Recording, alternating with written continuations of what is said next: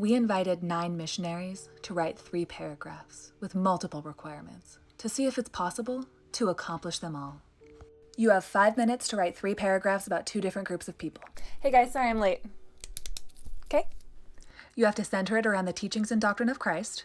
Oh, I see what you're doing. You're putting us on the same type of constraints Joseph Smith had to write the Book of Mormon under. Sweet. You have to make up 6 different names. Can I use a bunch from the Apocrypha like Joseph? Can't cross anything out. What? But Joseph got to work with his scribes to make a whole different draft for publishing.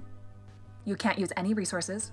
Well, he got to take ideas about how the Native Americans are lost Jews from a few local books, and there's like direct sentences taken from those books put in the Book of Mormon plus like the King James Bible. He was like, copy paste, copy paste.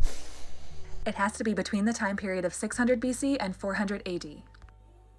All right, I don't want to include as many anachronisms as there are in the Book of Mormon though, like horses and steel and elephants. It has to be in biblical style writing and must fulfill one biblical prophecy. Okay, if I ever get hung up, I'll just say, and it came to pass. So it has to fulfill one biblical prophecy, just like the Book of Mormon. See, that's tough though, because all of the prophecies written about in 1829 that Joseph put in the Book of Mormon had already happened. So I can do that, it's just not very impressive. And go. Oh my goodness. Behold, not me on Google Maps. Okay, where's my house?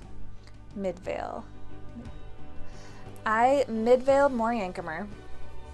I can fulfill biblical prophecy. Just say that the land is full of wicked people. Works every time. Oh, I can't cross it out. Don't be so hard on yourself. The Book of Mormon had thousands of changes, and big ones too. And time. No, this is good. This was challenging.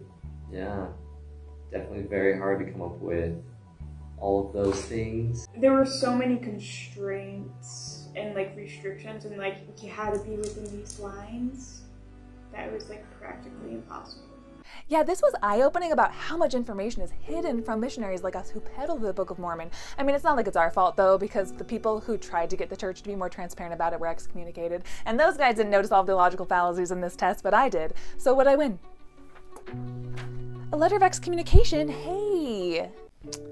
What if I told you that there is a book that is so boring, you'd only read it if we lied about its origins and told you that your eternal salvation depended on accepting that Jewish and Native American Christians rode chariots?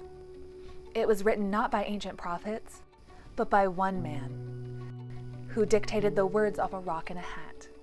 Because he gave up stealing farmers' money using that con artist technique, we invite you to read it so that you can know that people will disown their own wayward children if you lie to them enough times with soft background music to follow the Mormon Church.